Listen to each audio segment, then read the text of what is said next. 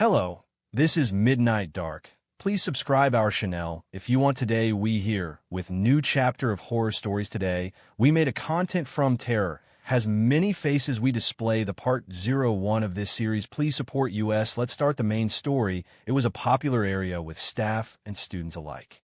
Used by all as a rallying point, a gathering place, a speaker's rostrum to air unpopular beliefs. Satirical comments of today's crop of bad politicians. Student discord and unpopular bankers lampooned across its area. Outdated political theory, religious beliefs and radical thoughts. Folk songs and bebop. Even the occasional headbanging metal band. A flat area that went back into a gently sloping field liberally sprinkled with tall, white-trunk eucalypt and flowering peppermint gum. Green-cut lawn on the higher slope where the trees provided dappled shade and a good backdrop during non-class times. As the lower flat area intruded further into the grassy slope, several tiered seating arrangements formed by large, smooth sandstone blocks that were cold to sit on in winter but cool in summer. At the extremities, only one tier high, but building to 5 tiers at the highest point at the back of the arena as it encroached into the gentle slope of the land. An atrium, an outdoor auditorium, a small arena of around 3 basketball fields in size. In fact, there were hoops at the far end for just that when the urge took hold of the more physical groups. The smooth, decorated concrete arena was multifunctional. The indigenous-inspired patterns on the concrete adding to the festive air that the area exuded. Roller hockey, even remote model cars raced on a large flat surface. Every hobby and interest catered for at some time during the student year. Just a prior booking at the student body office, and the area became yours whenever. A crowd, no matter the event, would gather to clap, to sing along, to snigger, and to heckle. An area of free speech, of free thought and interest, as its original design function. A feather in the cap of the progressive young architect who had been responsible for the project from its infancy. A throwaway line by the student body on no outdoor formed areas available as a multifunctional space. The young architect felt that his design filled all those criteria. The event held every year, each year relocated around Australia to a different university campus. The computer geeks loved it. More and more overseas universities were competing. There was moves afoot to turn it into a mini Olympics with various classes of robotic weaponry participating. The auditoriums usually filled to overflowing with like-minded young people when held indoors. The best up-and-coming brains in the country. This year, the event held in the open-air auditorium at UNSW. The Robotic War Machine Derby. A cross between a computer game, surrealism, robotic design, and computer construction with the aim being a fight to the death, immobilization, or complete destruction of the competitors' computer models.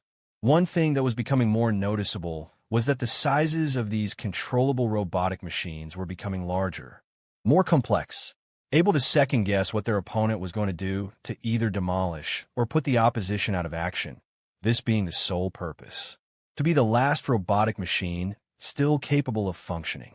The winner, the team responsible for the design and build of the machine lauded and backslapped. High fives all around. There were moves afoot to bring on board several of the larger computer conglomerates to supply cash prizes to the winners. Robotic medical equipment companies were already involved, supplying airfares and accommodation costs for participating overseas students, though most, it seems, stayed on campus during this once every 3-year event. The participating machines' destruction rate was alarming, or more correctly, their failure rate was surprising. It would seem the construction side of things needed a couple more tweaks. Amid jeers, hoots, laughter, and applause, machines were torn to shreds or hammered into submission, or gave up the ghost and just seemed to refuse to go on. Anodes and silicone chips shorting out or just smashed into oblivion. The constructors of these contraptions wending a constant path back and forth to their mobile repair vans for emergency repairs if possible, so that they may participate in the next round of competition. Their menders and operators standing on the perimeter of the battle zone, going to extreme lengths in frantic gestures and contortions to coax the machines into life. After the accepted time of inactivity as judged by the standing umpires, the still performing opponent, if indeed there was such an animal, would be declared the winner. A frenetic attempt to band-aid an ailing robotic soldier then undertaken, given a complete overhaul by the small band of loyal workers so that their charge could compete in the coming finals. Several lines of robotic machines of various sizes and shapes lined up along the perimeter line that denoted the no-go area of the battle zone, ready for their day of glory, so their handlers hoped. Included in this collection were 4 of matte black color, machines that would not look out of place in a James Bond movie. Of simple design, but still they looked menacing. Meant for business, a square base, capable of movement in all 4 directions. A bulldozer blade on one side, menacing large crab-like claws on 2 others that retracted into the sides to minimize damage or complete wrenching of the arms from a base. The remaining side was either a series of thrusting columns like a series of punching fists, or a large articulated arm with a hammer-like extremity. On top of this base was a bulbous form, somewhat conical on top, possibly designed that way to allow automatic writing if the machine had turned over, so was assumed. Nothing fancy, utilitarian in design and functionality, so the judges thought. It looked like a small, squat, pressure cooker-type vessel attached to the base, so it was described later. Deadly looking. It was unsure when their time of battle was due, as the line of contenders in the initial attacks was diminishing rapidly, yet still they sat there unmoving. Someone may have looked around to spot the handlers, unsure who they may have been amongst the clutch of other robotic machine handlers standing engrossed in their machines. Some type of control board at arm's length, readying themselves for their steeds' turn in the battle zone. No one could say for sure that they noticed 2 of these machines move silently towards the tiered seating arrangement where most of the spectators were sitting enjoying the contest, in the dappled sunlight. Another glided over to the knot of operators who were all standing on the far side of the battle zone, so that their presence would not block out the view of those seated in the circular tiered arrangement around the flat concrete area. The 2 machines closest to the spectator positions exploded in a ball of flame and a deadly wave of 1 trillion small, ball-bearing pieces flung out in all directions. The majority of these flying shrapnel pieces in a horizontal direction. An invisible force seemed to pull over the area, flinging anything and everything outward away from the center of the blast zone. There was an almighty whomp, a moment of silence, then a sound as though the worst hailstorm in history was falling on a homestead roof, before that sound drowned out by a 3rd explosion.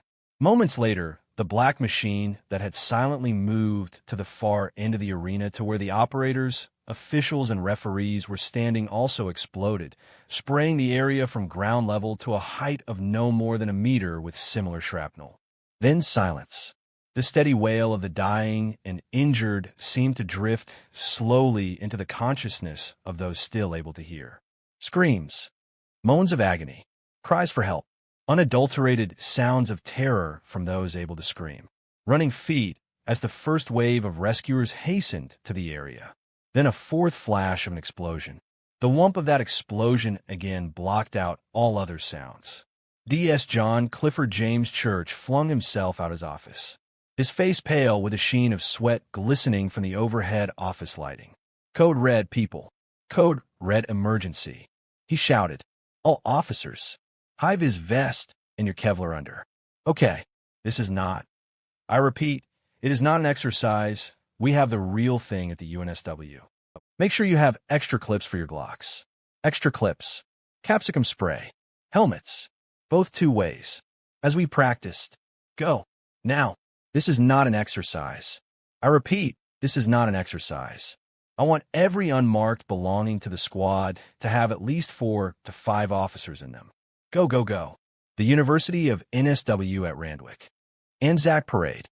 We will bivouac in High Street on the western extremity of the university campus. We will help with the perimeter guard. No one in or out except emergency personnel. Sirens on. You'll be contacted on the emergency channel on both the vehicle radio and your emergency band on your shoulder instrument. All personnel. Now, go, go, go. Instructions as you proceed to the site. This is not an exercise. 20 minutes max to the target zone. Go. And for God's sake, take care and stay alert. We do not know what may come next. The university campus bounded by Anzac Parade, Barker, High and Willis Streets, and Botany Road sealed off completely. There was no panic. Uniformed cops were striding about purposefully, directing traffic away from the large campus area. A temporary triage area already set up near the pool lawn off Anzac Parade, and 3 temporary helipads further down its expanse have been set up to evacuate the more severely injured ambulances were coming and going through the main entrance gate number 1 that led straight off Anzac Parade.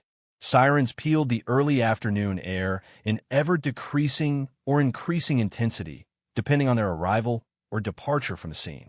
It was organized chaos. Already, the AFP and several other alphabet agencies were on the ground, gradually taking control. We assigned to guard the western perimeter of the university bounded by High Street. Around Gate 2, luckily, there were huge stands of fig which gave shade from the heating sun. We had been informed we may have to be on duty for several hours before there was any chance of being relieved. Possibly longer. Keep up your fluids. No one in, no one out. If we needed a pee break, our exact location was to be reported to the overseer of that perimeter area, usually your boss. Your exact location to be known at all times, just on the off chance further explosions were experienced. No drifting off by yourself. As we had turned from Anzac Parade into High Street, 2 huge semi-trailers nudged their way through the main gate onto the campus. AFP communications vehicles. You ever been inside them? My partner asked as she expertly drove the unmarked through a clutch of senior cops waving their arms about. My hearing had been blasted by the bloody siren, which had to be under the front passenger seat on which I was seated. Or so it seemed. I shook my head. Amazing, she replied, not waiting for any response by me. We got a chance on a joint practice exercise just before I transferred out of robbery to the murder squad. Bloody amazing. I'll bet the first thing they'll do, if they haven't already done it, is to rig up a Jerry Wi-Fi connection in the Uni campus security office. They'll download every campus surveillance camera feed into the banks of monitors and computers that are on board one of those semis. The computer system they have will pick out any anomalies in pedestrian traffic. A person going the wrong way when a mainstream of people seems to be all heading in a similar direction, away from the detonation point. A more hurried walk. A purposeful manner, whatever that means, but the computer program can pick out the difference, so it seems. Planned chaos in random patterns, I think they call it, sounded like a series of oxymoron words to me. The other vehicle is the command center. It has direct feed into the domestic and overseas book-in counter security cameras at the airport, and capable of hooking into every traffic feed camera in the metro area. Yep. And the AFP and ASIO guys and whoever else in the secret side of federal anti-terrorist organizations have their priorities right. A bloody refreshments van that dispenses good food and excellent coffee. Let me tell you, they know how to organize things, that's for sure. Directly behind the 2 enormous Pantechnicon semi-trailers, a large refreshments vehicle followed. That's what it looked like in any case. Regardless of the tragedy that had unfolded less than 3/4 of an hour ago, the troops must be fed in the field. Yep, good coffee, I'll bet you. I commented as Abby stood from his vehicle in front of us and waved us down, indicating that we should park in the shade of a large fig tree. There was a caravan of 10 vehicles behind us, all crowded with day shift murder D personnel, and a couple of others beside who hooked a ride from the Parramatta Police Building. We did not know for sure what had transpired at the university, but listening to the chatter over the central communication channel, for distinct explosions were mentioned. The number of deaths and injuries continuously upgraded. Mostly young uni students. Who would do such a thing? Who would even think or plan such an attack? My stomach felt empty yet heavy as I stretched, looking up at the spreading limbs of large Moreton Bay fig trees. While we were here purely to help in a perimeter security line, the pace of activity, the number of official vehicles, and the constant thwack of helicopters arriving and leaving the hastily formed landing spots gave it an air of a battleground. We warned for years of a home soil attack by terrorists. Luckily, The combined efforts of the AFP and anti-terrorist units of every state police force had defeated any such planned operation, especially by Muslim terrorists. Constant words of encouragement by both law enforcement people and politicians. Both state and federal had never allowed the threat to be forgotten or treated in a blasé manner. It looked as though the constant warnings and efforts of all law enforcement agencies had at last failed this form of Indian summer that we had enjoyed for close on 20 years. It was always expected, so the people in the know wisely commented, "A good day to stay out of the sun." I knew the voice. To be honest, I half expected to run into my old friend and combatant at some time during this day while we stood guard on the perimeter. "Knackers, got everything under control?" I uttered as I turned to face the senior AFP officer. Yes and no. We think that the two or more, we aren't completely sure of the numbers yet, have already slipped the net, so to speak. Unfortunately, but we've got all bases covered, and even if they manage to make it to an interstate destination, they won't get out of the country. It's good to see you so confident. The whispers are that there were 3 separate explosions. Do you know the casualty rate yet? There were 4 separate explosions.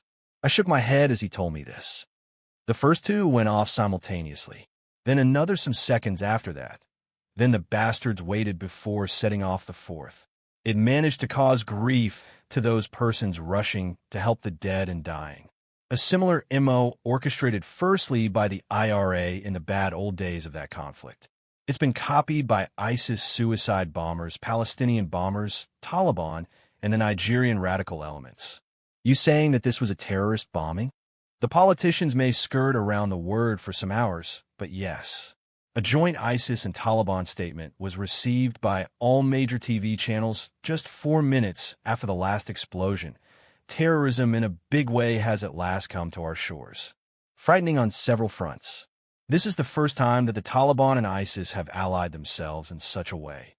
I think we can expect a new push in Afghanistan so that the 2 fronts may join forces somewhere in Iraq. Now that will certainly escalate and enlarge the conflict in that region. And the frightening thing is that both are as ruthless, cold-blooded, and as fundamental in their ideology as one another. Though in the past there has been some friction between the two, it will be an unlikely pairing in one. Can expect the two to be at each other's throats, but only after they have achieved their goals. Powder keg situation. Every Western country will be having midnight meetings over this apparent allegiance. You can bet on it. Shit. And the fatalities? Not too sure. Over 100 with at least another 50 not expected to make it through. The casualties? We think around 100 from minor to disastrous. The attacks masterfully planned to create maximum kill rates. And the bombs used? Designed for a similar thought in mind. Look, we have over several hundred persons in the roundhouse who were at the uni today. Faculty members, students, office workers, visitors, and even some workmen doing maintenance or construction work around the campus. Close to 1,000. We need to process them. If our guys do the interviews of all these people, then we'll need to detain these people overnight. I know that you have a reputation as an excellent interviewer. Could you help us out? I nodded my head. Sure. Me and my partner? Glad to oblige. And I think that you should also include Peter Daniels and her line boss, Sonny Liston. Both far more astute than I'll ever be. I think you will need to clear it with the boss first. Okay. I nodded my head towards D.S. Church, who was talking softly into his shoulder mic, looking at me as he walked towards Shelley, my partner, and me. Joe, you and Shelley have been asked to help the AFP interview all the persons being detained in the roundhouse. The AFP do not think that the perpetrators of this heinous crime are still anywhere on campus grounds, but they must have had someone as a helper to position the explosive devices in the first place. I think we can spare you and your partner. Okay. Yes, boss. Brendan Knackas, was Akinak. My boss, D.S. John Church. The 2 men shook hands. We've met before, I think. Yes. Joe was saying that, several colleagues, Peter Daniels and Sonny Liston, would it be possible to also lasso them into helping us out? I would imagine we should be able to screen everyone and let them leave for home by midnight. Hopefully. Can you spare the 4? Abby nodded his head. You're saying that an accomplice is still on the premises? Yes. We think so. That's what we are thinking, yes. We'd very much like to be able to collar the guy tonight. The hounds are out and already baying. The shock jocks will have a field day with this, angering the far right and anti-Muslim sentiment right across the country. Just what these radical bastards wish to happen, to cause dissent and hate, to polarize the community into separate camps. Us and them. They play straight into the jihadist ulterior motives with verbal attacks like this. Look at the Turkish situation currently. They practically have an open revolt on their hands, with the politicians of all persuasions and ideologies blaming one another, and whoever else with no thought given to the truth or the safety of the populace. We'll see an increase of tension over here too. You can bet your house on it. It had just gone 11 o'clock. It was still warm.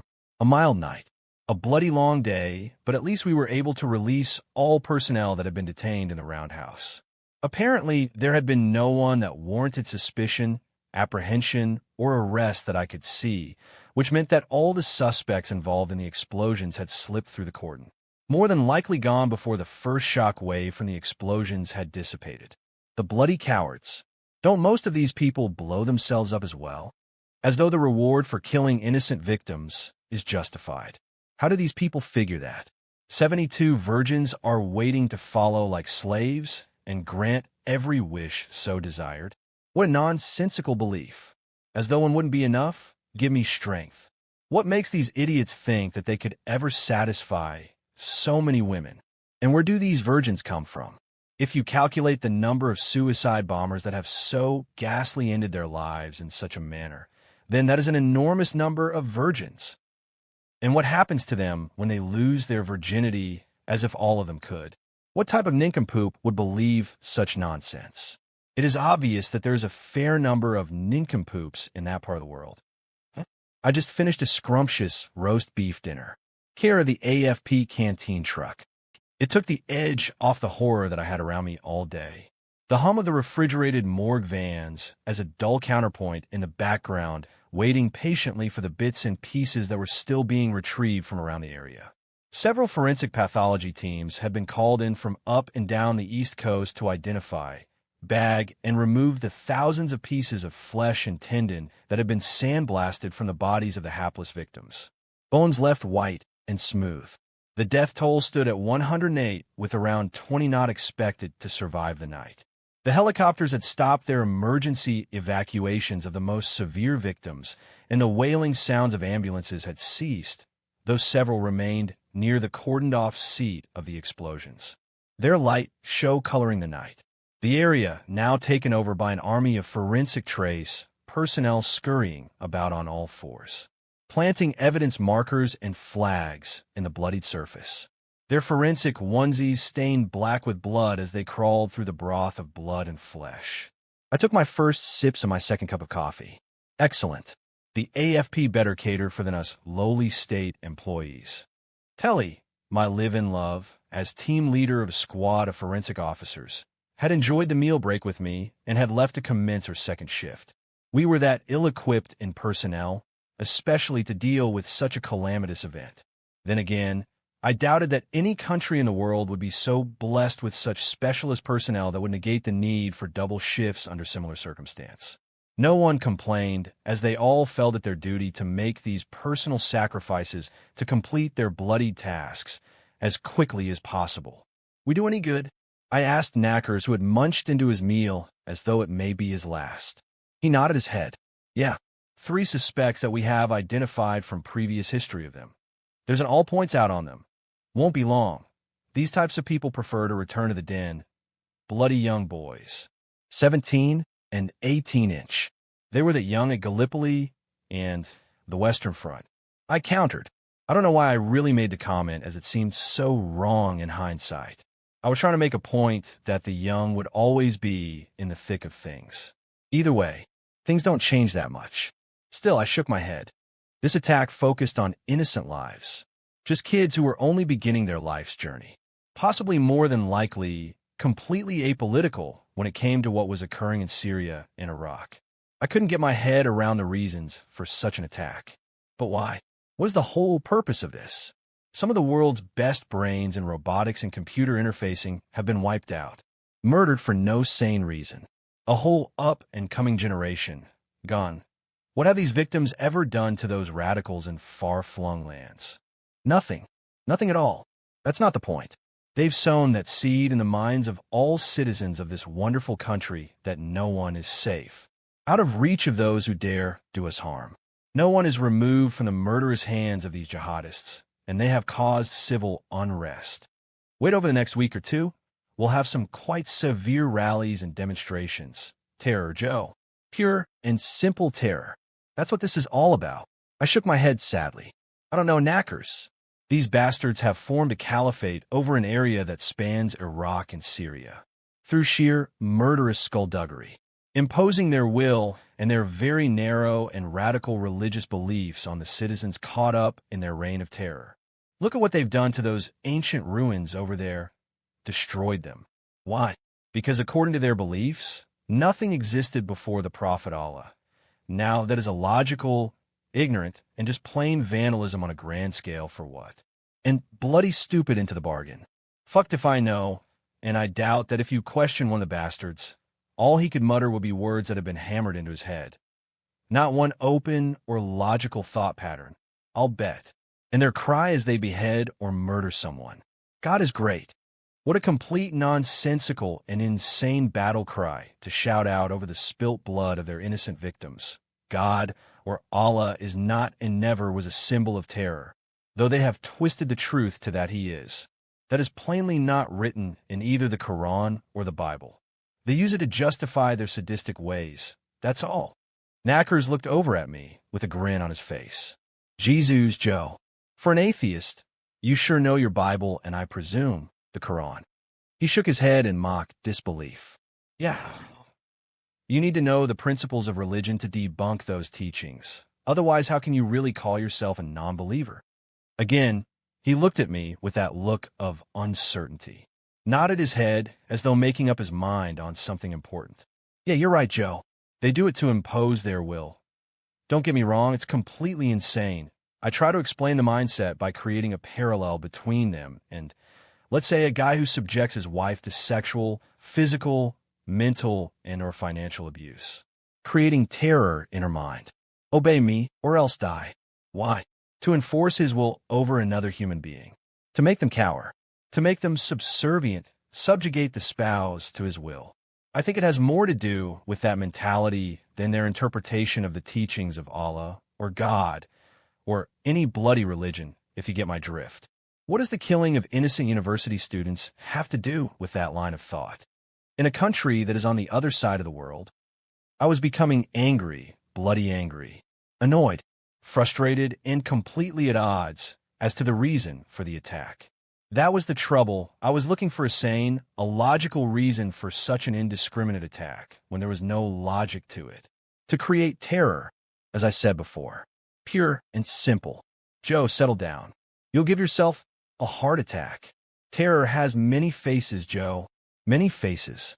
Look at Hitler, Stalin, Mussolini, Genghis Khan, the Khmer Rouge, and several dozen other dictators and mass murderers throughout history. The human condition almost needs them, to breed them, to show that when the sun is shining, it could be a beautiful world without that type of ape. There will always be those who want to impose their will over others. It's a negative emotion that can live in all of us, but by its very existence, it can also illuminate the beauty, the positive aspects of living. I shook my head slowly. I couldn't find any reason to understand what they did, but I was surprised by the depth of his words. Over the following weeks, rallies in both Melbourne and Sydney resulted in 2 deaths. An unheard-of incident in Australia.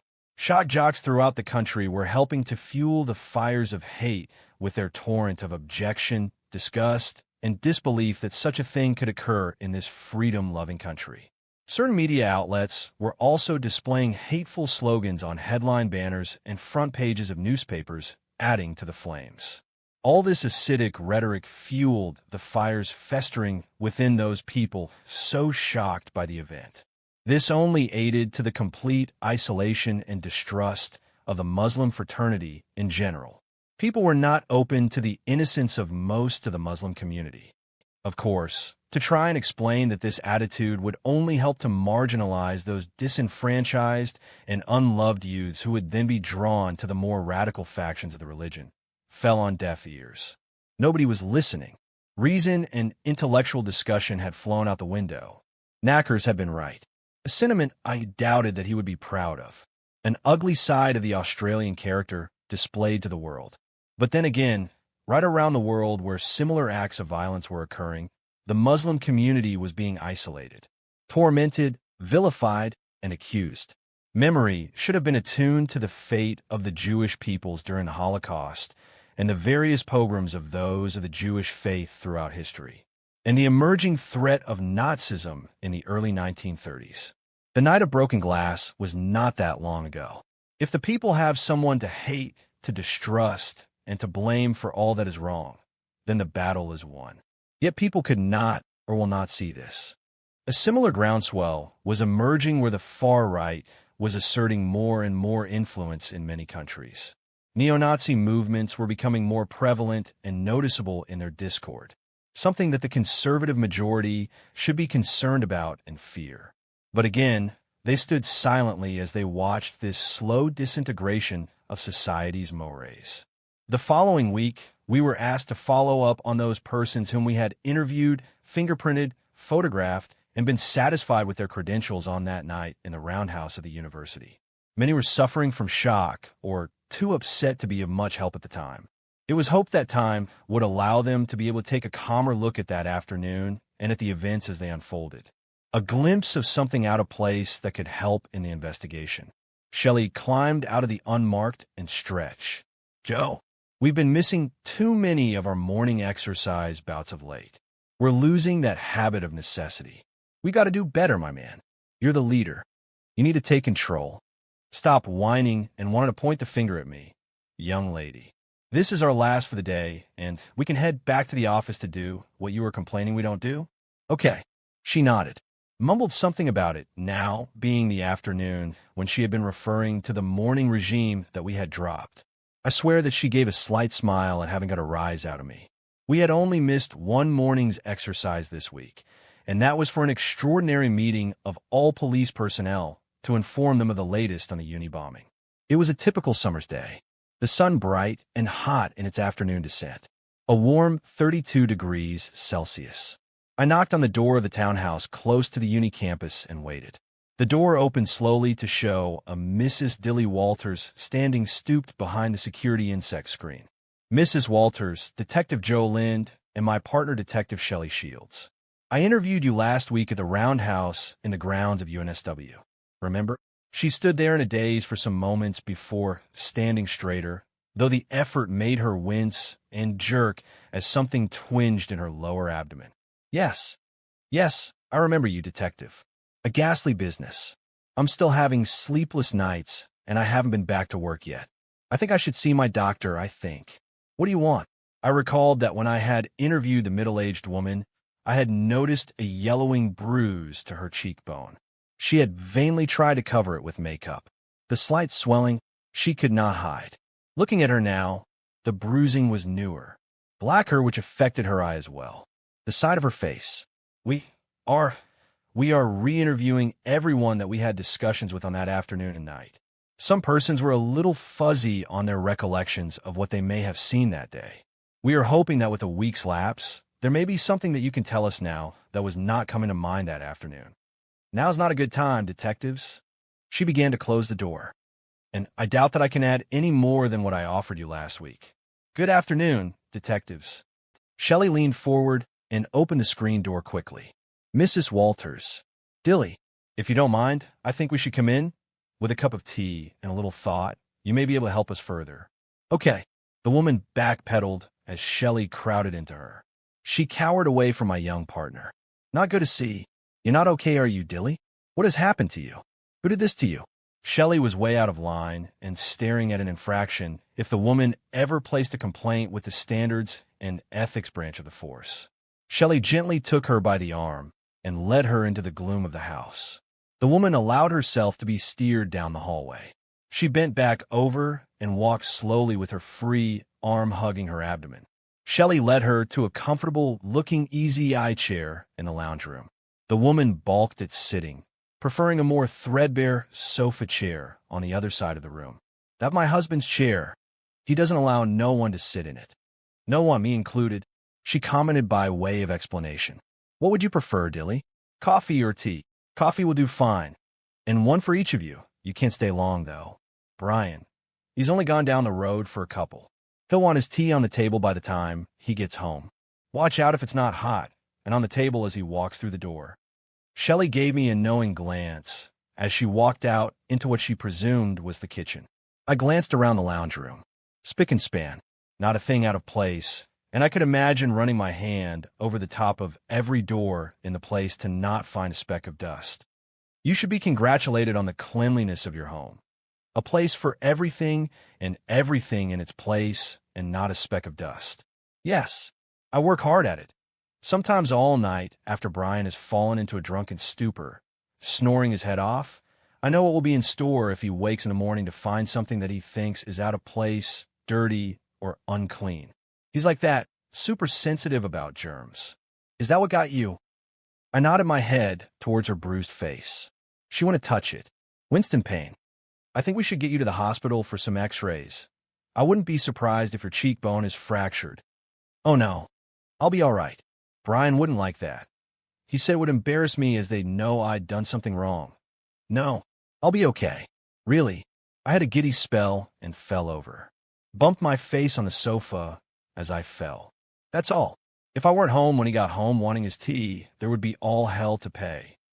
A giddy spell, eh? That could mean that you have either low or high blood pressure. It should be looked at. Is that what happened? Again, I nodded my head at her. "When you were delayed at the roundhouse last week, through no fault of your own." She looked down at her hands and couldn't make eye contact with me. I'd heard the same story time and again. It didn't change. Its very repetition sickening. We called an ambulance after Dilly Walters had a coughing fit, brought on by swallowing her coffee the wrong way. She spat up blood. The paramedics took some time to examine the woman before placing her on a gurney. "Detective, can you have a look at this?" He lifted the woman's blouse up to expose her stomach, which was a pattern of welts and bruises. "Dilly," Shelley leaned into the woman. "Who did this to you?" It was the second time in less than an hour that the question was asked of her. Again, she refused to answer. "Your husband." I asked softly. "It'll do no good, officers. I'll be let out of hospital, whenever. He'll come home on bail and bash into me for telling tales out of school. It won't do no good at all. That's the way it's always been. This won't do no good at all. I'll just hurt more. We can help you, Dilly. I'm not afraid of you. It's him whom I'm worried about. He'll just lay into me some more for letting out family business. You can't live like this, Dilly. Afraid for your safety in your own home. You'll eventually end up dead. Last week, those terrorist bombs, I wish I had been a lot closer. Do you understand?" Shelley nodded her head. "Can you tell me who your family GP is? I don't go to him when it's bad. Like this."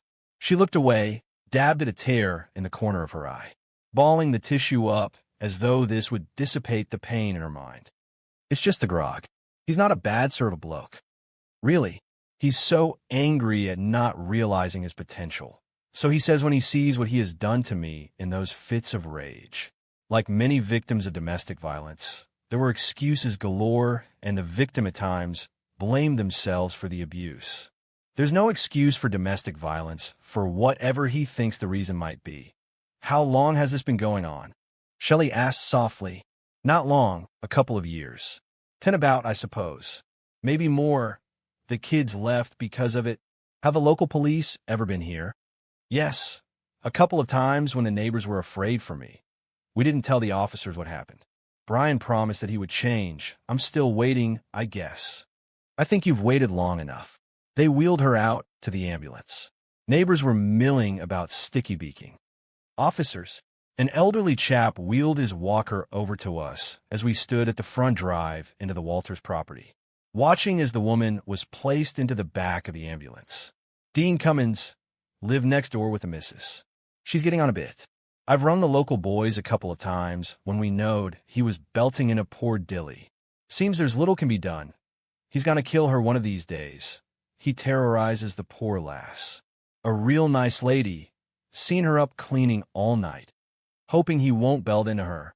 How clean is clean, but it's still not enough for the tyrant. It was the same old problem, so it seemed. Lay charges against a guy, and he'd be out on bail quick smart, or given a fine or a good behavior bond. He would immediately return to the marital home, usually against any AVO taken out against him, and belt into the missus for allowing all this to occur. It was always her fault, never his. The local boys would often take the softly approach as an alternative. A firm word of warning, hoping to make the aggressor see the error of his ways. Not pressing charges, as this only seemed to aggravate the situation. The alternative is forcing the victim from her home into a halfway house, leaving the husband to stew in his boots in the home. But the victim is the one who loses everything, even that skewered sense of belonging and security. Beats me. At least the attitudes are changing, and women are becoming more empowered to realize that they are not the cause of all this violence, anguish, and living in terror, but are the true victims. The incidence of domestic violence within the Australian society is increasing at an alarming rate. Perhaps this is because of the changed attitude of the constabulary and the courts in dealing with this problem and the awakening of women to this evil. Whatever, it is a true growth industry within societies the world over. Why it should have ballooned at such a rate was a question for ones more in the know, but combating this scourge would be an almost impossible dream, so it would seem. Terror has many faces, one of which lurks in the suburban jungles of every major city and town worldwide. Shelley rubbed her hands on the sides of her hips and thighs in a gesture of frustration and exasperation. She glanced across at me, that stubborn look on her face which I had seen before. It was to tell me that there was no use arguing with her for whatever she had made up her mind to do. There was just no point. I nodded my head. Joe, pick me up at the hospital. I'm going in the ambulance with her.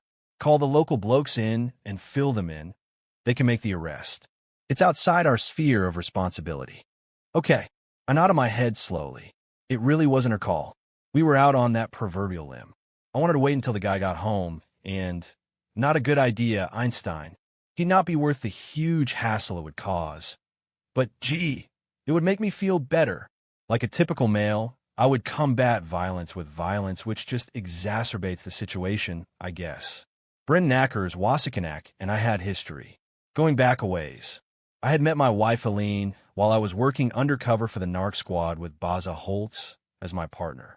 Unbeknownst to me, so was she, working as a bartender, being what is called the catcher for her partner, Knacker's in an AFP sting operation in a pub down towards the rocks in Sydney.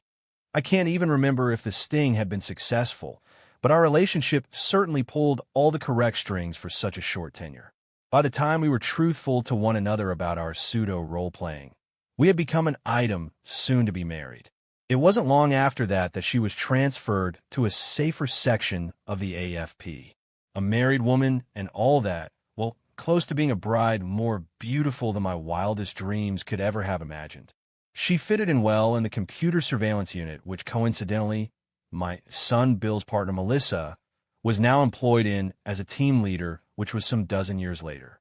Helena Knackers had been a successful undercover team for the AFP for several years before I had met her, and with her transfer out of the operational minefield, she and Knackers lost contact. Then when Bill, our son, was around 10 years of age, and with Knackers having successfully infiltrated a bikie gang with color and a gang patch, Helene was persuaded to carry out one last catcher operation. Again, as a bartender in a bush pub in the back blocks of SA, pairing one last time with her old stablemate, Knackers. The money offered was excellent, which we could do with at the time. The duration barely 6 weeks. Somehow, she was sniffed as an AFP cop and ended up in a shallow grave, miles from nowhere in SA. Maybe she got lazy. Maybe she was out of practice. Or maybe it was sheer bad luck. She was dead all the same, shot through the side of her head with a cute little .22 pistol. Knackers had seen the execution-style murder, but to protect his cover, he could not act on the evidence. Also, the legal system at that time did not protect the identity of such an operator, and the court expected him to give evidence in an open court. It would have spelt the end of the undercover operation which had taken years to fulfill, where he had obtained a position of trust and color amongst the bikie gang. His testimony in an open court would have ensured that his life was worthless as soon as he stepped from the courthouse. Thankfully, things have changed, and such undercover operators can appear incognito to give their evidence. Regardless, Knackers made it his life work to bring the killers of his partner and my young wife to justice. So had I. This achieved in a risky venture that had involved me killing a known drug seller who had years before been one of my snitches. I killed him in cold blood in a similar manner, through the side of the head with a cute little .22 pistol. The murder of my old snitch subsequently blamed on the two bikie members who had slain my wife.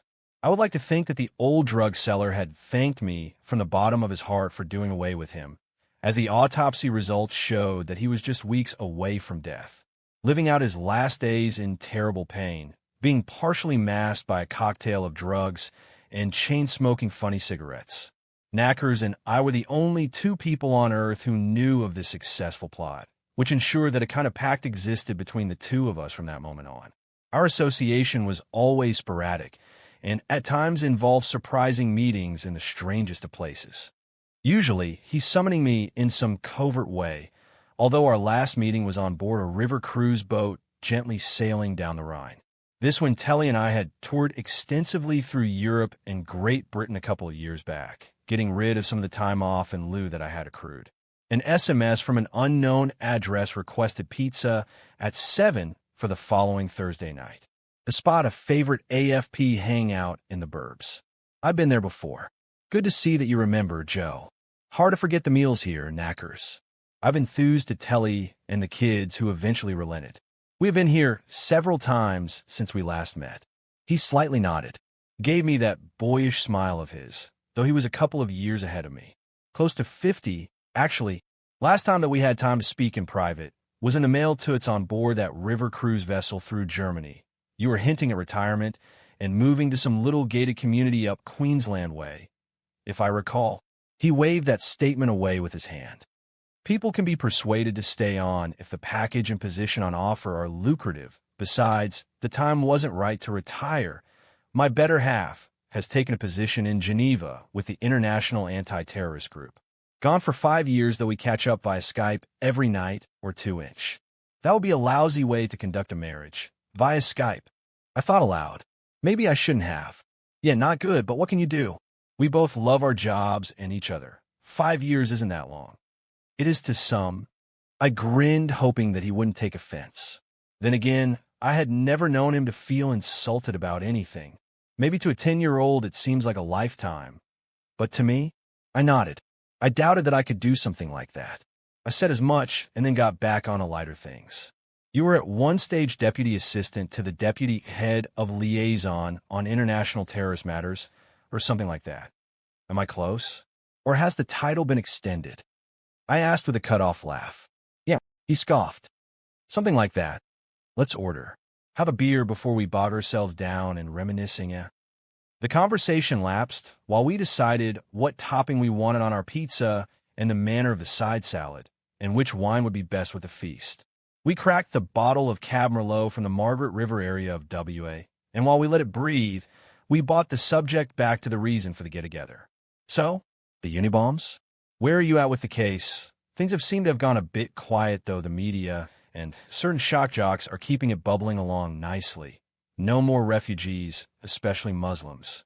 No more boat people, especially Muslim, and no more building of mosques in any state or territory in Australia, and deport all Muslims from the country. Whatever happened to religious freedom? Don't he just love free speech? They could be arrested for inciting language, I reckon. Some of those shock jocks, 1 or 2, seem to think that they are the spokesperson for the silent majority, who still remains silent. Who gave them that responsibility? They certainly like the sound of their own voices. They don't seem to understand that one of the reasons for the attack was just that, to have these people continually aggravating the general populace against all things Islam, as though it's the religion at fault and not necessarily a very small minority of the people who happen to be Muslim who are at fault. Good teachers, he conceded. The Nazis had the hate propaganda down pat. just like the Germans. The funny thing is we know that the two main characters involved in the attack were Pakistani medical students on students' visas with only a year to go on their medical degrees. Their three helpers were young radical Muslims who have been on our watch list for about 18 months, the typical disenfranchised youth who feels isolated, alone, and unloved. These people are not stupid, religious freaks. Well, the ones doing the recruiting, that is. They know exactly how to push the right buttons with these young people.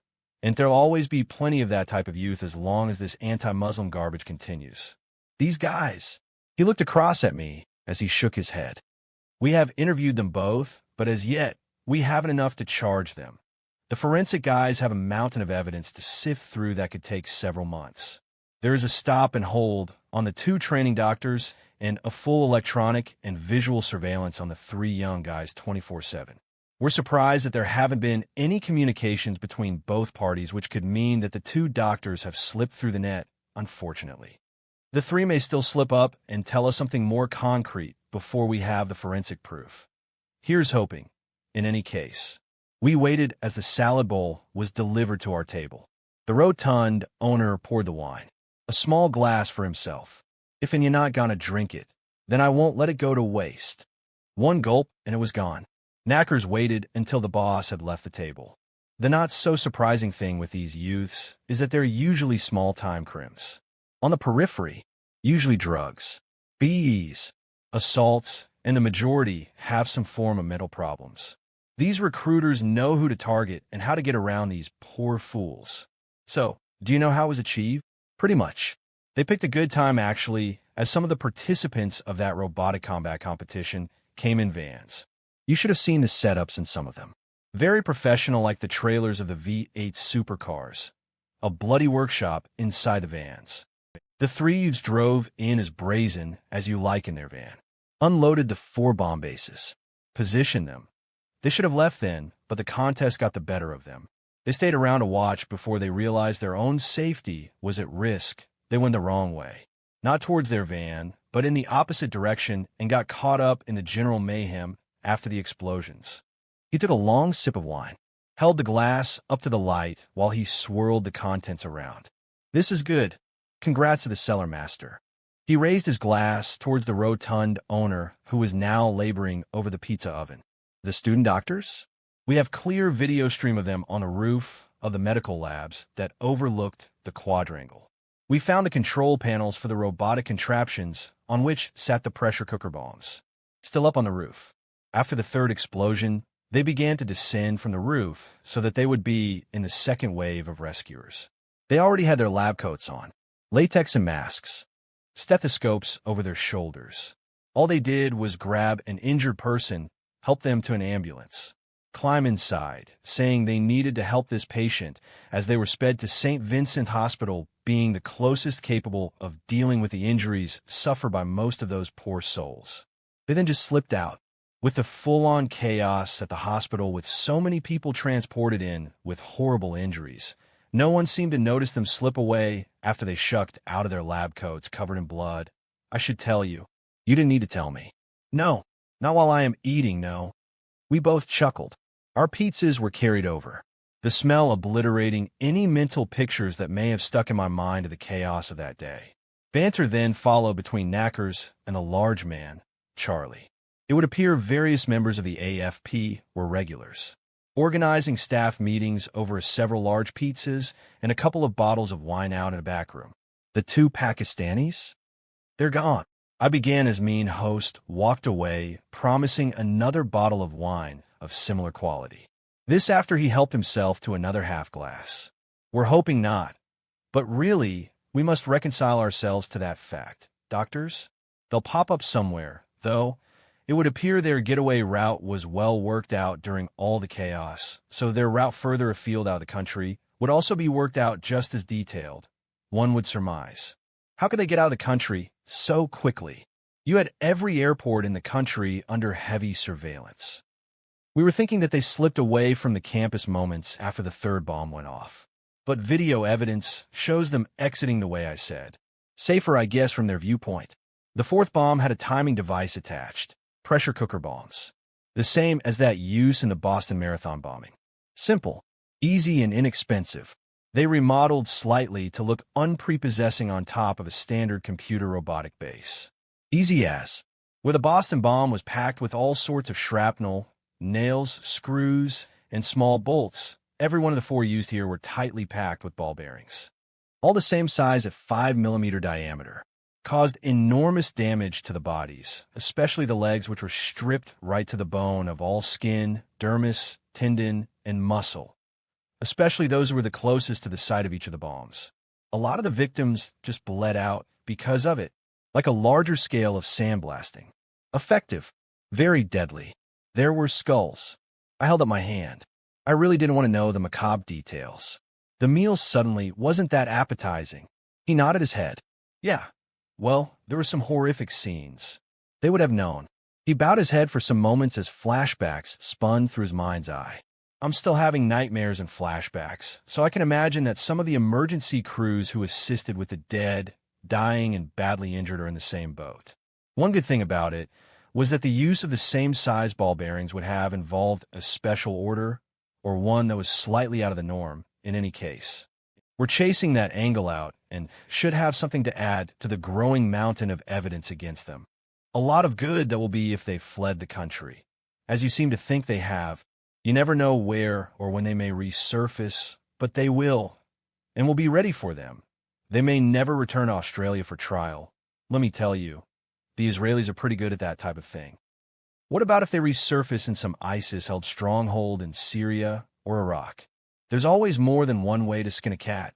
Joe, never allow yourself to become too negative in cases like this. What goes around comes around. It's amazing how things work out at times. I knew those words would be prophetic. Knackers would make sure of that fact.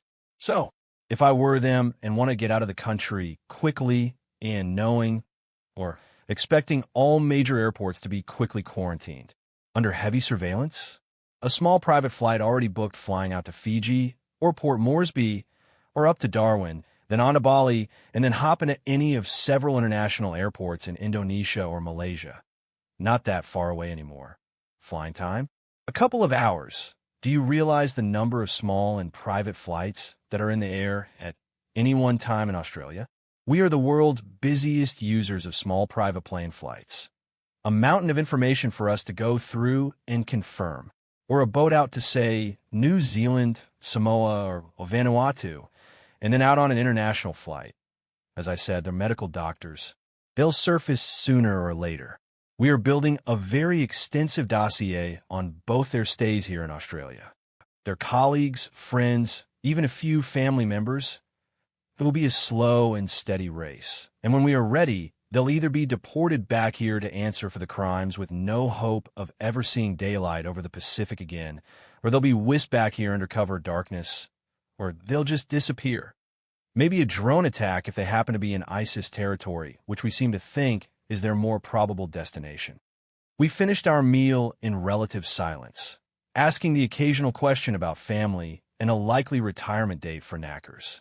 He had found a new zest for life and living in his present position within the AFP. His actual title never explained or discussed. I hear that you got your bum whipped by your son on a recent case. Is that true? It would appear nothing is of a personal nature anymore. You sneeze, and some bastard in ASJO or the AFP complain about the spread of germs. I nodded my head in agreement, a smile at the memory. Sure, a little embarrassed, but proud of the lad for being able to astutely unravel the body in the window case, when neither I nor Shelley paid it the attention that it deserved. What? Has it become part of the corridor gossip down your way? I asked, a chuckle in my voice. Yo, none of us gets to laugh about much these days, so something like that. And your supposed shenanigans in that clock tower with your better half up at that private Catholic college up the Blue Mountains. Now, that was enormous. The subject for more than a day around the smoko table. Now that did embarrass me. We had a chuckle together. Talked of old times before the conversation swung full circle. Doctors, you'd think that they would have had enough savvy and intelligence not to get involved in something like this, targeting innocent young lives for their own selfish purposes or their radical religious beliefs. Funny, isn't it? We're so smug in Western democracies, thinking that our conservative way of living is the right way, It's really a form of brainwashing, What? Theirs or ours? Come on, knackers. You're talking through your hat now.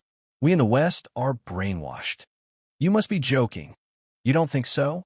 Your opening statement was of astonishment that doctors of superior intellect involving themselves in such barbarous acts. The Nazis had some good brains, very good brains on their side. Intellectuals, scientists, generals. All good people on their side, Stalin, Pol Pot. We haven't got a monopoly on geniuses. We condemn their murderous acts, but what are warplanes from the US, Canada, GB, Germany, France, Russia, Australia, and Saudi Arabia doing right now? Bombing the shit out of people. Innocent people under the heel of fundamentalists and ISIS fighters. Western democracies and colonial powers have been influencing or trying to influence this area for hundreds of years without understanding ancient alliances, tribal and family connections, and the religious cliques of not just the Islamic faith, but about every faith known to mankind. Puppet governments, despots, tyrants have all come and gone at the whim of others, usually Western powers. And we think that us, are the only ones to forge an alliance or upset a minor clique that is the ruling party of a particular country, not a band of murderous cutthroats who want to rule by fear, by terror, to form a caliphate to practice their fundamentalism. Yes, a brutal form of belief, but it is hypocritical of us, now, isn't it? Bloody hell, knackers! I shook my head and laughed at his supposition. I partly agreed with it, but I wasn't about to tell the man of that agreement. You can hop down off your soapbox at any time, my friend. He shook his head. Have you read the unadulterated story of Lawrence of Arabia and how the British went back on so many promises after the war when the entire area was split up, removed from the Ottoman Empire? The Turks. The British have blood on their hands. The Jewish state. Read the true history of its founding and then tell me that we have God on our side. And these various factions that still exist right through the Middle East have long memories. Let me tell you. I held up my hands as a sign of surrender. He nodded. A smile that came and went with speed. Okay, yeah, a favorite subject of mine. No one is right. No one is wrong. And I guess to try and understand the mentality of terror, of domination, because that is what it is, to cower another human being into accepting your beliefs at any cost, beneath the threat of death if you resist. Tell me the difference between that and, say, a bullying, domineering husband who cowers, threatens, terrorizes his spouse with physical, emotional, financial, or sexual abuse if she does not do exactly as he wants. His tea has gone cold not because of anything she did, but because he fell asleep at the dinner table in a drunken stupor. Yet it is she who gets a clobbering when he wakes. Yet we spend millions, no billions on bombing, hopefully into extinction, these large groups of homicidal, religious fanatics while we turn a blind eye to one Australian female being killed by her spouse, lover, or boyfriend per week throughout Australia. Tell me where the logic and compassion is in that state of affairs? And it is just not an Australian problem, but a growing problem in all Western democracies. Why? It is not a phenomenon in Islamic states, if you believe their reports on the subject. So who is right and who is wrong? Tell me. I had no answer. Nothing to add. In fact, I had to admit to myself that I agreed with him. Now, that would never do. The need to dominate, to enforce your view onto another, Knackers murmured as he stood to leave. Has many faces, and we as cops see them all, my friend. Look back through history. Was there ever a time of relative peace that lasted more than 50 years? It hasn't changed much, really. They say that the 1800s was the most peaceful period in the world's history. Bullshit. In the middle, you had the Crimean War, but skirmishes over boundaries and borders still went on around the world. The American Civil War. It doesn't matter about the size of the battle, the war, the skirmish, or there was even the fake war before WW2 commenced. We've been fighting forever to instill our dominance, pure and simple. The largest religious representation within the Nazi Party and its fighting arms was Roman Catholic. Yet we don't blame that religion for the Second World War.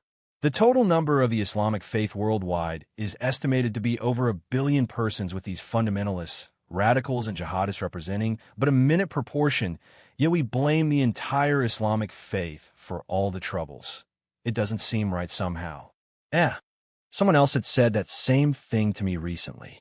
Very recently. He patted me on the shoulder as he passed me. This nationalistic verve that we are now seeing is a far-right movement having fascist overtones.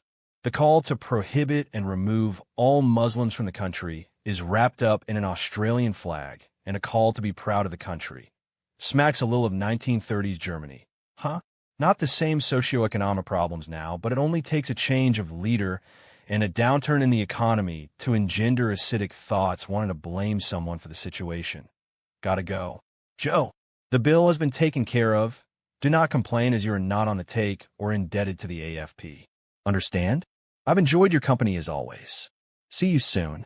And he was gone, leaving me stewing over his words, slightly confused as to who the guilty persons were.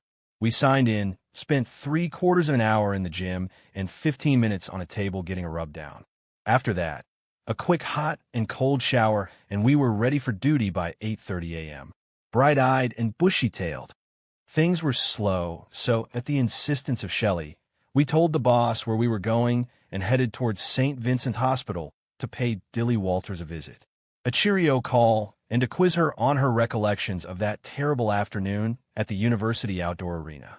We'd returned via the rehab facility where our former partner Dallas Courtney was still laboring to walk again so that he could walk out of the church with his new wife when they were married in 14 months' time. That had been his promise to his love. I hoped that he could succeed, but the consensus was that he had placed a huge hurdle in front of himself.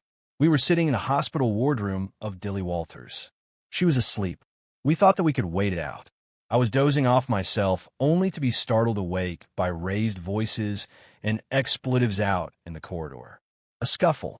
A couple of shouts. Someone hitting the wall heavily out in the corridor. Running feet. More shouting. I turned to Shelley and raised my eyebrows as I stood to go and investigate.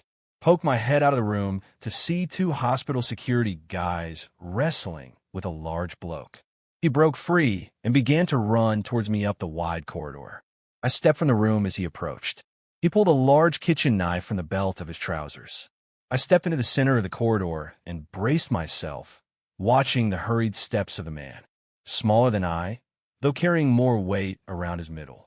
Receding hairline, angry eyes, a snarl on his face, holding the knife in an incorrect manner if he was going to thrust it towards me. I took a step towards him, then rocked back on my feet to follow the progress of the man as I grabbed the arm holding the knife. I forced it down and in, but away from my body, at the same time bringing my hip into his body and flinging him over mine as I continued to hold the knife arm in both my hands. He flew over my body and landed awkwardly on the floor and wall junction behind me, winding himself, his shoulder blade dislocated, me feeling sore from hitting the hard floor myself. The knife now loosely held. He's still snarling, but that was a losing battle as his breath came out in ragged spurts. Shelley stood heavily on the man's wrist. Her Glock pointed at the guy's face. Just one movement, arsehole, and I'll blow you a new mouth. By the sounds of it, you need one as your breathing is ragged. I blinked. When a chuckle then, thought better of it. I stood slowly, my shoulder and arm sore. I kicked the knife from his hand. I'm sure that I dislocated a few of his fingers in the process. The hospital security guards puffed up to us. Thanks, we were having trouble with him. He was heading for room 18, Mrs. Walters. This is Brian Walters. There's an AVO against him being anywhere near his missus, especially here in the hospital. We saw him drive into the number 2 car park. We got a list. I nodded at the man, looked over at Shells, who was still pointing her gun and standing on the guy's wrist. You call the local guys. They nodded as 2 uniformed constables appeared at the end of the corridor. Shelley and I hauled the still red-faced man to his feet. He didn't look a good color.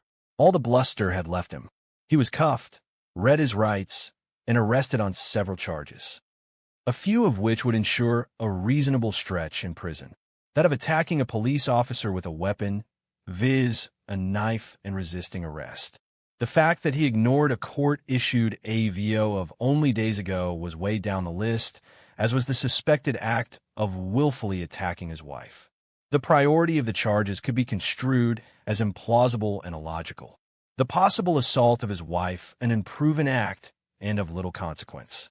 The charge would more than likely be dropped by the time that it made court. Go figure. We'll come down to the station in about an hour to formalize the charges. Make our statements. Okay, Shelley muttered to one of the constables. Wrap the knife in a towel or something. Get processed, will you? They staggered back down the corridor, their prisoner in tow. You okay? Shelley asked. You're bleeding. Bloody hell, looks like I've got to practice up on the hip roll. I hadn't felt a thing. I sank into a nearby chair, feeling woozy as a doctor was summoned. My body was now becoming a pockmarked mess, like my complexion, a bad advertisement in a self-defense magazine. To me, every scar hard one. To be honest, I guess it displayed a fraction of a second slowness in my reaction times. I think I needed to reassess my strategy on confronting knife-wielding felons. The next time I might be slower still, to my detriment. They transferred me back up to the same general ward as Dilly Walters. They insisted on keeping me for a couple of days. The stab wound had come dangerously close to my kidneys. Another millimeter or two, and it could have been a lot worse. It wasn't a nice, clean stab wound, more a flap of skin hanging loose from the waistline, which required more stitches than I wanted. A patchwork quilt constructed by a beginner was how one nurse described it. Some may see beauty in it, for the stitching at least. Telly, Bill, and Melissa, and Ben, and his latest squeeze crowded into my room as though I just missed death by seconds. No amount of conciliatory words would convince them otherwise. Then my dad and stepmom turned up, both trundled along by my stepsister and her hubby with a pack of kids in tow. All the way from Port Macquarie. Apparently, I was a hit with the kids. They often talked about their brave Uncle Joe who caught the bad guys. It fed my ego, according to Telly. A real sad case, she would say, who fed off the words of little ones. It was getting decidedly cozy in the room, and I became the forgotten patient as they caught up with one another, talking across my hospital bed as though I wasn't there, laying mortally wounded between the two. I figured that I could wheel myself from the room, and none of my visitors would have noticed. I had thought that I would be released from the boredom of the hospital within a day or two. Unfortunately, the knife was contaminated with some germ, which was causing the wound to become infected in a big way. I thought that this was just an excuse issued by the hospital to cover for their poor cleanliness regime. Not so, so they exclaimed. I was half dozing with my arm across my eyes. You awake, young man? Why do people do that? If I were asleep, I'd be snoring, telling the world in no uncertain terms that I was asleep, for God's sake. If I wasn't, then I am now. I replied groggily. Coffee? Tea? Biscuits? Maybe orange juice. What's the coffee like? The usual swill. She countered with a laugh in her voice. I was flung back to an earlier age when my mother, who in fact was my maternal grandmother, would say something similar with that laugh in her voice. I removed my arm from across my eyes. Opening them, I was caught in a surreal world of reality and hallucination. I would swear that my grandmother was standing at the foot of my bed. For one moment, I thought that I was in the middle of a dream, until the woman spoke. A similar tone and timbre to the voice. You okay? You look as though you've seen a ghost, the tall woman stated, dressed in pink, which denoted a volunteer worker at the hospital. One an army of similar like-minded, good Samaritans. Should I fetch a nurse? I shook my head as I remarked I thought I had. I replied, still unsteady. You're the spitting image of my grandmother, who reared me. A good-looking woman. Again, that laugh in her voice. Yes, actually, a real handsome woman. You haven't got McCullough blood running through you, have you? This made her jerk upright with a start. Why would you ask something like that? The strength in her voice replaced with a slight quavering. I took a month off work, on the orders of the boss who was hoping that my accrued time off in lieu and used flexitime and burgeoning annual holiday entitlements would be eased somewhat. This was after the normal week off on sick leave to nurse myself back to health from the near-fatal stab wound. I do tend to elaborate at such times, hoping that it will bring out the mothering skills of my beloved. Fat chance. She seems to see through my play-acting far too easily. I spent every day with my biological mother, reminiscing, talking about her life, her children, her mother, my grandmother. She was a strong woman, very much concerned about how my pregnancy out of wedlock would reflect on her standing around the neighborhood. To put it bluntly, she was ashamed. She may have been, but she didn't shy away from raising me. I felt guilty for the comment, concerned that she may have taken the comment the wrong way. It didn't seem to concern her, as though she had deleted that part of her life from her brain cells completely. As her own and in a different neighborhood, you must admit, she moved so that the gossip and the rumors wouldn't follow her. Not an ounce of sarcasm, just mentioned matter-of-factly as though she was discussing the weather. What do you mean she moved after you left? She moved to a different suburb so that the stigma attached to her having this newborn baby wasn't as great, and for all I know, so that I could not walk back in her life again. That was news to me. It caused my hackles to rise, and I had to bite my tongue not to defend the old woman. I was a little taken aback by this blowtorch applied to the woman who had made enormous sacrifices to raise me as her own child. I saw her in a completely different light to my biological mother. I guess that fact was not hard to understand, but still, I tried very hard not to place her on the defensive. Unfortunately, that attitude seemed burnt into her character. Yeah, she was a stickler for appearances and a very staunch disciplinarian, but I guess times were different back then, and to have a teenage daughter and child, as they called it back then, out of wedlock, was not a good reflection on both mother and daughter. I noticed that I was all too ready to include her in any negative talk, however minuscule. She was more concerned about her standing. Beverly lamented sourly, the tone encroaching for the first time. I expected as much, but not so soon somehow. Every day she'd be on to me, telling me that my life was now over. No man will want me with a baby in tow. Someone else's little brat. Always on about loose morals. The child being the devil's plaything. I'm sorry. I shouldn't perhaps talk this way, as you have different recollections of the old girl. I often thought about you. Where you were. What you were doing. They say your firstborn holds a special place in your heart. I never forgot you, though that would mean little to you, I guess. I'm sorry in some ways, but I did what I did for your good. Somehow that just didn't ring true with me. A mother saying she willingly abandoned her child, at around 2 months of age, for his future good, relying on her aging mother to bring me up. Nah, it didn't hit the right buttons with me. I was the one who went through my life feeling as though I was unwanted. To be fair, it was because I did not know my father. But what the heck? Even at my age, I was allowed to get a little churlish. But then, I was emotionally involved up to my eyeballs. There seemed to be a complete lack of empathy of the way that I may have felt. Being raised by a woman I thought all along was my mother. Told half-truths and blurry stories about a father whom I didn't know. Shocked to eventually find him with him having no idea that he had a child. He deeply troubled that he could have left a child of his loins to someone else's responsibility. But we had warmed to one another from the very first moment.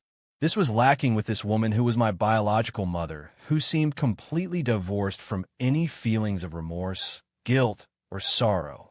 Perhaps it was how she reconciled the fact that she had left me, a babe in arms, to the care of her mother. It was the only way that she could deal with the truth. Pile accusations onto her mother for the parting. I didn't know for sure, but it affected me to my very core. More so than I was ever willing to admit, even to myself. Never feel sorry for what happened. It happened. It can't be changed, and things have turned out good for me. I'm in a good space, and it was only 3 years ago that I located my father, who I am the spitting image of. I gave a chuckle at the recollection. When he answered the door to our knock while we were investigating a homicide matter in the area. I thought that somehow a mirror had been placed there at the door, even though he was in a wheelchair. I've got 4 brothers and 3 sisters whom I never knew I had. With their kids, it's a bloody tribe when we all get together like the other weekend for Dad and stepmom's 50th wedding anniversary. You? How many kids? Well, I was trying both to be sarcastic at times and benevolent at other times towards this woman had me beat. I had never experienced the complete opposites of emotions in one sentence before. I felt like that lost little boy, then like the lucky fellow that I am. 4. 2 of each. They have got, I have 6 beautiful grandchildren. And your husband? He died a while ago. Close to 15 years back now, which was a good thing. Oh, cancer. No. No. He made our life a bloody misery for so many years. He used to belt into me, especially after he'd been drinking. He put my eldest in a hospital when young Neil tried to stop his father from hitting me. Neil was 15 at the time. We lived in terror through a lot of years. The incident must have played on his mind. My husband's. He committed suicide. He was a troubled soul. It was for the best. And I must admit, without him, it has been the happiest period of my life, if I want to be brutally honest with myself. I found that statement hard to digest. It was so alien to me. I attempted to grasp some point of similarity with those feelings that I remember I had when I had discovered my father. Some parallel emotion to which I could cling. There was nothing, no feeling or emotional content that reminded me of my acceptance at realizing that I had this huge family existing that I accidentally discovered in my 42nd year of life. Living that long as a single child, gradually gathering a close family and knot of friends around me like some warming shawl, as I seemed to have successfully done and desperately needed somehow. I have often thought that my successful partnering with my old mate during the early years of the academy and undercover narcs with Barry Holtz, and later when I became a murder D, successfully partnering with Marge Hendricks, and now Shelley Shield, who are both Delta females, had something to do with Grandma's Delta female role and the fact that I had always considered myself as a lone child, grasping those relationships in both hands as a consequence, hanging on tightly. Then again, as people acclaimed, perhaps I read too much into things. Looking at my mother and listening to her talking of her life held no parallel. No emotional experience that I had lived through up until that point. As though this eventual discovery was somehow so different to that of finding my father. I felt that I had never been without a mother, even though it took her death for me to learn that she had in fact been my maternal grandmother. Upon discovering this, I had not lingered, as far as I could recall, over wondering what my biological mother would be like, or who she really was. I may, during some weak moments, thought of her, wondered who and where she was, but it wasn't something that I seemed to mull over. The thoughts of a father I never knew were stronger, a lot stronger, right through my life. So, I looked up at this woman and was immediately blown away. Telly noticed the depth of my emotional disattachment, disassociation. So too did Bill, my son, and Marge, my former detective partner and my boss, who arranged for me to once again reacquaint myself with the departmental shrink, Dr. Ellen Phelps. End of Part 1. Terror has many faces.